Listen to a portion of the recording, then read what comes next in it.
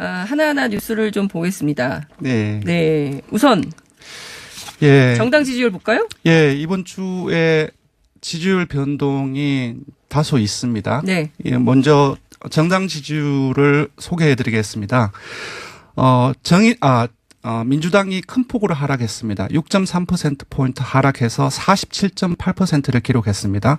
그러니까 6월 2주차에 57%를 기록했으니까 네. 2주째 만에 9.2%포인트 하락한 것입니다. 그리고 3월 1주차에 48.1%를 기록해서 네. 그 이후에는 계속 50%대를 유지를 했거든요. 그러니까 약 4개월 만에 40%대로 하락한 것입니다. 대부분의 지역 계층에서 하락했고요.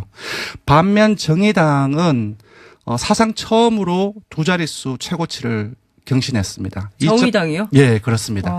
2.1%포인트 상승해서 10.1%이고요. 네.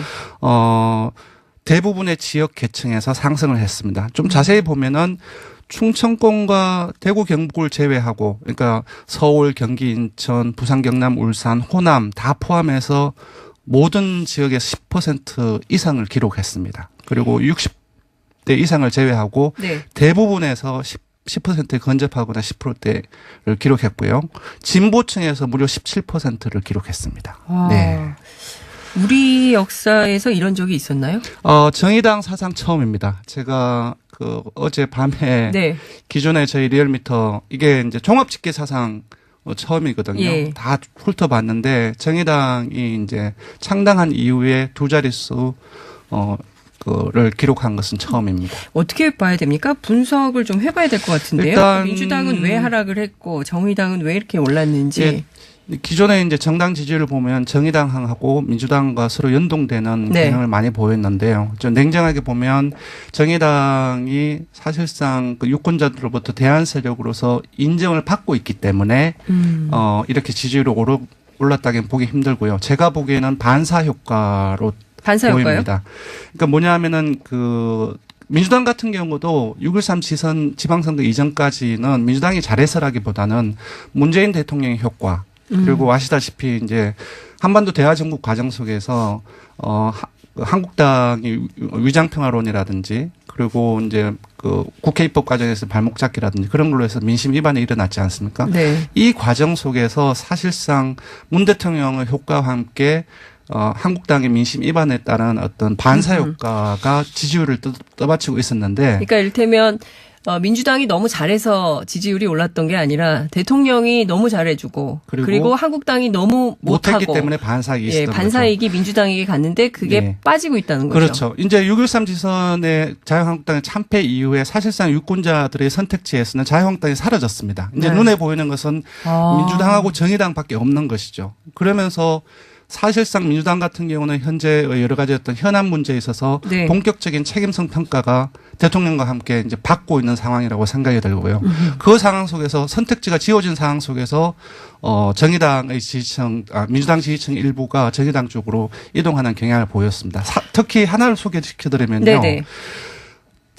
민주당 지지층 중에서도 대통령 지지층에서도 상당히 이동을 했습니다. 5월 4주차에 한 달 전에 대통령 지지층에서 정의당 지지율이 6%였는데 요번에는 12.6%로 대폭 올랐습니다. 올랐네요. 반면 대통령 지지층에서 민주당 지지율은 한 달 전에는 73%였는데 6월 4주 이번 주에는 64.6%로 상당폭 내렸습니다. 그러니까 이 내부적으로 민주당과 정의당 지지층 간에 있어서 기본적으로 이동 현상이 상당히 크게 이제 보였습니다. 한국당은 어때요? 한국당은 1.6%포인트 상승을 해서 네. 18.3%를 기록했습니다. 6.13 지선 이후에 2주째 완만한 회복세를 기록하고 있는데요. 네.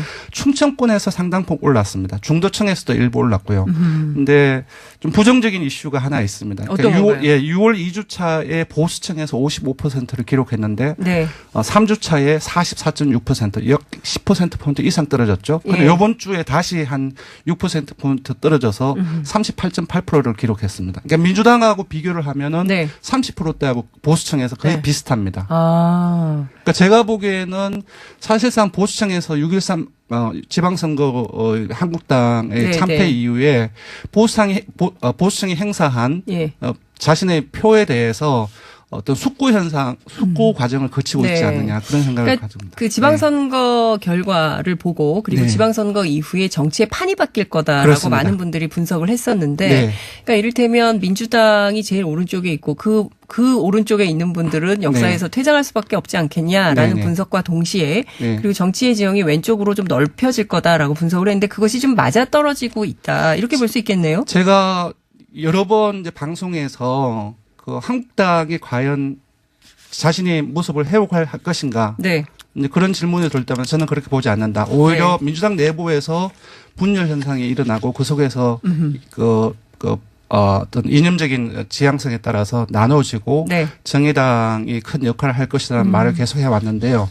거기와 일맥상통하는 어떤 흐름들이 지금 보이고 있습니다. 어쨌든 지금 이 흐름이 계속 갈지는 모르겠지만 두고 봐야 됩니다. 왜냐하면 아까도 말씀드렸다시피 정의당은 민주당의 하락에 따른 반사회계 효과가 이제 그 성격이 크기 때문에 이게 지속 여부는 조금 더 두고 봐야 됩니다.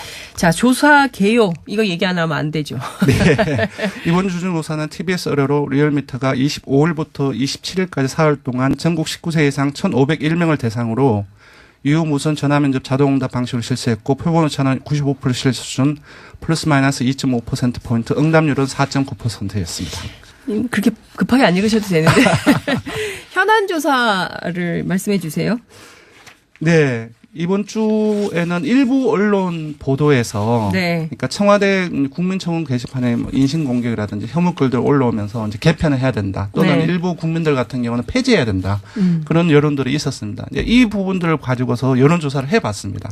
과연 이제 그대로 유지를 할 것인지 아니면 개편을 할 것인지 아니면 일부 국민들의 의견대로 폐지할 것인지 조사를 해봤는데 유지를 해야죠. 네, 기본적으로 운영을 계속 해야 한다는 여론이 60.3%가 나왔고 운영을 폐지해야 한다는 의견이 32%가 나왔습니다. 거의 2배가량 운영을 지속해야 된다는 의견이 대다수로 나타났고요. 그런데 좀 세부적으로 보면은 실명제를 도입하는 등으로 해서 이제 기존에 이제 부작용을 없애기 위해서 운영 방식을 바꿔야 된다는 것이 운영 지속 여론이 60.3%인데 이 중에서 40.2%가 이 좀 개편을 좀 하는 것이 필요하다라는 의견을 보였고요. 저도 이 실명제 도입에 찬성을 하는데요. 익명이 보장이 그러니까 물론 표현의 자유 차원에서는 익명이 보장돼야 된다라고 얘기를 하지만 그 익명에 따른 무책임이 좀 있어요. 그래서 이번에 보더라도 보면 뭐 장현수 선수에 대해서 퇴영을 건의한다거나 김민우 선수 뭐 구속영장 청구한다거나 뭐 신태용 감독 사형 청원 이런 것들은 너무 사실은 악플 수준이거든요. 근데 이런 것들을 국민청원에 올려서 물론 이제 뭐 동의도 안 되고 뭐 국민들이 그런 의견에 대해서 관심도 잘 두지 않고 오히려 비판의 대상이 되기도 합니다만 저는 책임성을 좀 갖출 필요는 있다고 생각해요. 자기 책임. 주장의 자기 책임. 청와대 담당자, 국민소통 비서관이죠. 담당자 같은 경우는 국민들 그런 어떤 혐오라든지 인신공격 그런 부분들조차도 국민들의 가지고 있는 생각이다. 그래서 그렇게 받아들이는 입장을 얘기를 했던 걸 굉장히 관용의 폭이 넓은 분이고요. 저는 관용의 폭이 넓지 않아서. 어쨌든 운영을 지속해야 된다. 그러니까 사실 직접적인 요소가 거의 처음으로 도입된 거잖아요. 그리고 그런 측면에서는 그리고 기자들이 잘 다루지 않는 그리고 굉장히 소수자 인권에 해당하는 부분도 많이 올라옵니다. 그래서 관심을 받지 못한 일종의 신문고 같은 개념. 맞습니다. 근데 언론의 창들을 통하지 않는 직접 필터를 거치지 않는 직접적으로 민심을 받아 안는 그런 측면에서는 국민들도 평가를 하고 있지 않느냐. 그렇게 생각합니다. 그러니까요. 국민들이 궁금하고 원하고 가야 되는 비전이나 방향에 대해서 이런 의견을 모아가는 것은 앞으로도 계속 강화 발전을 해야 된다라는 말씀을 좀 주셨는데 꼭 해야 되는 거 있으면 말씀하세요. 대통령 지지율을 말씀을 안 드렸습니다.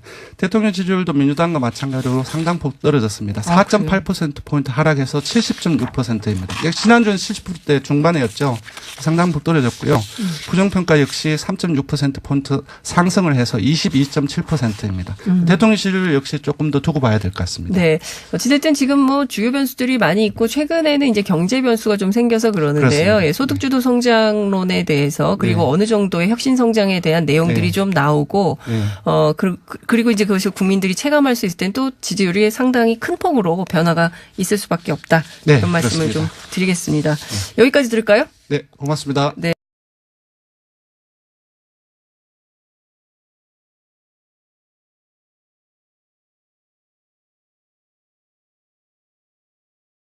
못했기 때문에 반사이익이 있었던 거죠. 반사이익이 민주당에게 갔는데 그게 빠지고 있다는 거죠. 그렇죠. 이제 6.13 지선의 자유한국당의 참패 이후에 사실상 유권자들의 선택지에서는 자유한국당이 사라졌습니다. 이제 눈에 보이는 것은 민주당하고 정의당밖에 없는 것이죠. 그러면서 사실상 민주당 같은 경우는 현재의 여러 가지 어떤 현안 문제에 있어서 본격적인 책임성 평가가 대통령과 함께 이제 받고 있는 상황이라고 생각이 들고요. 그 상황 속에서 선택지가 지워진 상황 속에서 정의당의 지지층, 민주당 지지층 일부가 정의당 쪽으로 이동하는 경향을 보였습니다. 특히 하나를 소개시켜드리면요. 네네. 민주당 지지층 중에서도 대통령 지지층에서도 상당히 이동을 했습니다. 5월 4주차에 한 달 전에 대통령 지지층에서 정의당 지지율이 6%였는데 요번에는 12.6%로 대폭 올랐습니다. 올랐네요. 반면 대통령 지지층에서 민주당 지지율은 한 달 전에는 73%였는데 6월 4. 하나하나 뉴스를 좀 보겠습니다. 네. 우선 정당 지지율 볼까요? 이번 주에 지지율 변동이 다소 있습니다. 네. 먼저 정당 지지율을 소개해 드리겠습니다. 민주당이 큰 폭으로 하락했습니다. 6.3%포인트 하락해서 47.8%를 기록했습니다. 그러니까 6월 2주차에 57%를 기록했으니까 2주째 만에 9.2%포인트 하락한 것입니다. 그리고 3월 1주차에 48.1%를 기록해서 그 이후에는 계속 50%대를 유지를 했거든요. 그러니까 약 4개월 만에 40%대로 하락한 것입니다. 대부분의 지역 계층에서 하락했고요. 반면 정의당은 사상 처음으로 두 자릿수 최고치를 경신했습니다. 정의당이요? 예, 그렇습니다. 2.1%포인트 상승해서 10.1%이고요. 이번 주에는 64.6%로 상당폭 내렸습니다. 그러니까 이 내부적으로 민주당과 정의당 지지층 간에 있어서 기본적으로 이동 현상이 상당히 크게 이제 보였습니다. 한국당은 어때요? 한국당은 1.6%포인트 상승을 해서 18.3%를 기록했습니다. 6.13 지선 이후에 2주째 완만한 회복세를 기록하고 있는데요.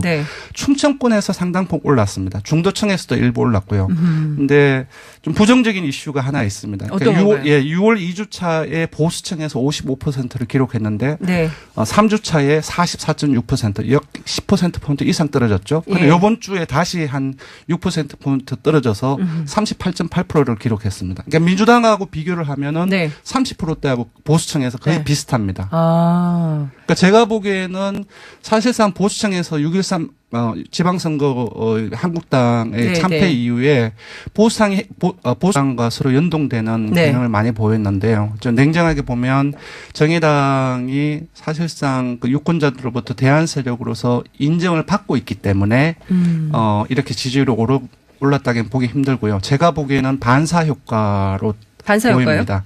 그러니까 뭐냐 하면은 민주당 같은 경우도 6.13 지선 지방선거 이전까지는 민주당이 잘해서라기보다는 문재인 대통령의 효과 그리고 아시다시피 이제 한반도 대화 정국 과정 속에서 한국당이 위장평화론이라든지 그리고 이제 국회 입법 과정에서 발목 잡기라든지 그런 걸로 해서 민심 위반이 일어났지 않습니까? 이 과정 속에서 사실상 문 대통령의 효과와 함께 한국당의 민심 위반에 따른 어떤 반사 효과가 지지율을 떠받치고 있었는데. 그러니까 이를테면 민주당이 너무 잘해서 지지율이 올랐던 게 아니라 대통령이 너무 잘해주고 그리고 한국당이 너무 대부분의 지역 계층에서 상승을 했습니다. 좀 자세히 보면은 충청권과 대구 경북을 제외하고 그러니까 서울, 경기, 인천, 부산, 경남, 울산, 호남 다 포함해서 모든 지역에서 10% 이상을 기록했습니다. 그리고 60대 이상을 제외하고 대부분에서 10%에 근접하거나 10%대를 기록했고요. 진보층에서 무려 17%를 기록했습니다. 우리 역사에서 이런 적이 있었나요? 정의당 사상 처음입니다. 제가 어제 밤에 기존에 저희 리얼미터 이게 이제 종합집계 사상 처음이거든요. 다 훑어봤는데 정의당이 이제 창당한 이후에 두 자릿수 를 기록한 것은 처음입니다. 어떻게 봐야 됩니까? 분석을 좀 해봐야 될 것 같은데요. 일단 민주당은 왜 하락을 했고 정의당은 왜 이렇게 올랐는지. 기존에 이제 정당 지지율을 보면 정의당하고 민주당